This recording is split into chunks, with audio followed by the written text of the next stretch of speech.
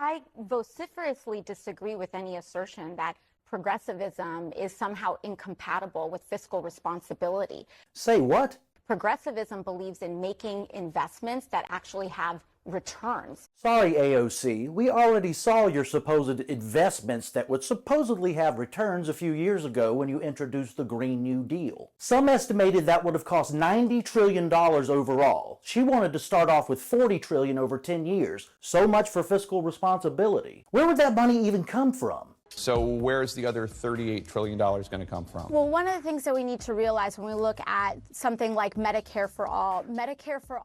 She never really answers the question, so he asks again. Right, now I get that, but the price tag for everything that you've laid out in your campaign is $40 trillion over the next 10 years. But $40 trillion is quite a bit of money, and the taxes that you talked about raising to pay for this, to pay for your agenda, only count for two. And we're going by left-leaning analysts. Right. Well, when you look again at, how our healthcare works, currently we pay much of these costs go into the private sector. So a year ago, I was working downtown in a restaurant. And again, she never really says where she's going to come up with $40 trillion.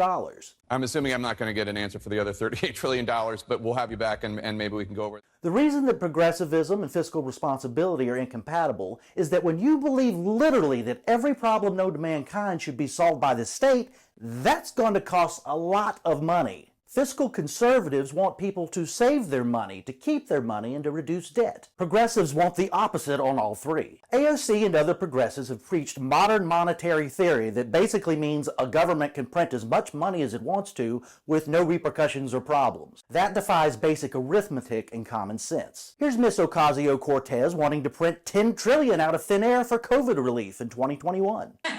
If we could wave a magic wand and progressives in the House were able to name any number and get it through, we're talking about realistically $10 trillion.